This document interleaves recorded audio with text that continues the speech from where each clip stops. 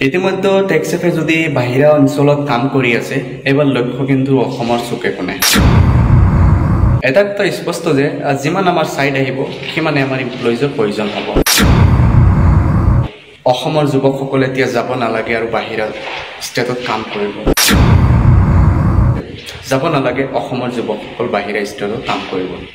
কিয়নো আমাৰ অৰ্গেনাইজেচনে লৈ আহিছে কেইবাটাও চাকৰিৰ পথ যিমানে আমাৰ সাইড আহিব সিমানে আমাৰ এমপ্লয়িজৰ প্ৰয়োজন হ'ব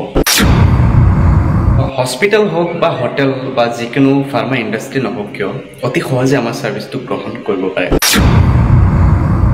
কাৰণ আমাৰ সাৰ্ভিস চাৰ্জ যেটো হয় এটো এটা এফৰ্ডেবল বাজেটত আমি ৰাখিছো যাৰ যিখিনি লোকেল জগাত যিখিনি হস্পিটেল বা লজ গেষ্ট হাউস ইত্যাদি সমূহ আছে সেই অথৰাইজেচন সমূহে বা অনাৰে যদি এটা ভাল হাইয়েষ্ট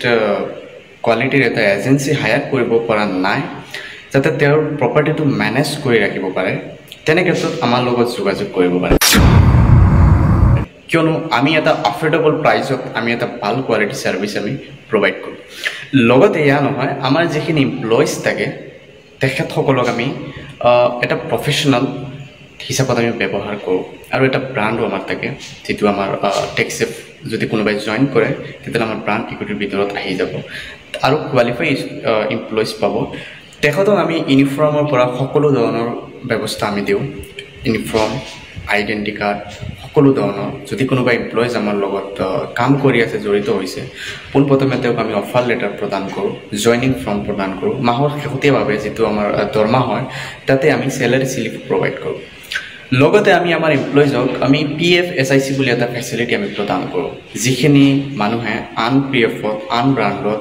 বিনা পিএফ ফেসিলিটি সাৰ্ভিসত কাম কৰি আছে তেখেতসকলো আমাৰ লগত যোগাযোগ কৰিব পাৰে কিয়নো আমি এয়া নহয় আমি আমাৰ এমপ্লয়িজক আমি সদায় আমি হেপি আনন্দত আমি চাব বিচাৰোঁ যাৰ বাবে আমি PF ESIC leave PL CL ইত্যাদি সমূহ আমি আমাৰ এমপ্লয়িজক আমি প্ৰদান কৰোঁ আমাৰ ডিমান্ডিং সাৰ্ভিসটো হল housekeeping service maintenance service pest control service এইকেইটা আমাৰ বহুত ডিমান্ডিং সাৰ্ভিস হয় যদিও টেক্সেফে বাহিৰা অঞ্চলত কাম কৰি আছে এইবাৰ কিন্তু লক্ষ্য অসমৰ প্ৰতি অসমৰ যুৱকসকল আৰু যাব নালাগে বাহিৰা ষ্টেটত কাম কৰিবলৈ কিয়নো যিমানে আমাৰ সাইড আহিব সিমানে আমাৰ এমপ্লয়িজৰ প্ৰয়োজন হ'ব অসমৰ সকলো অঞ্চলকে ধৰি ডিব্ৰুগড় গুৱাহাটী চুকিয়া হংগিয়া যোৰহাট হোজাই নগাঁও ডবকাকে ধৰি বিভিন্ন অঞ্চলত আমি আমাৰ মিশনটো আমি পুৰা কৰিম বুলি আমি আশা কৰিছো অসমৰ ভিতৰত যিমান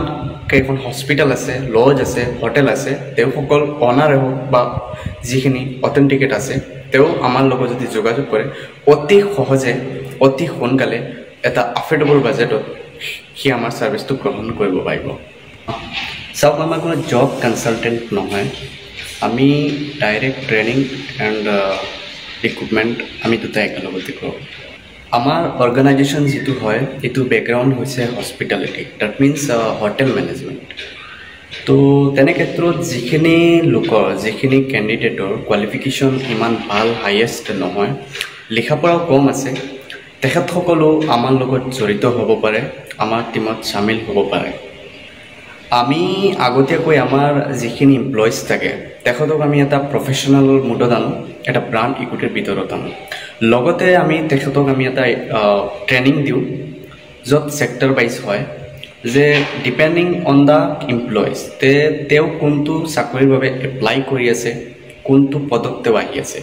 পদকেইটা মই কৈ দিছোঁ এডমিনৰ পৰা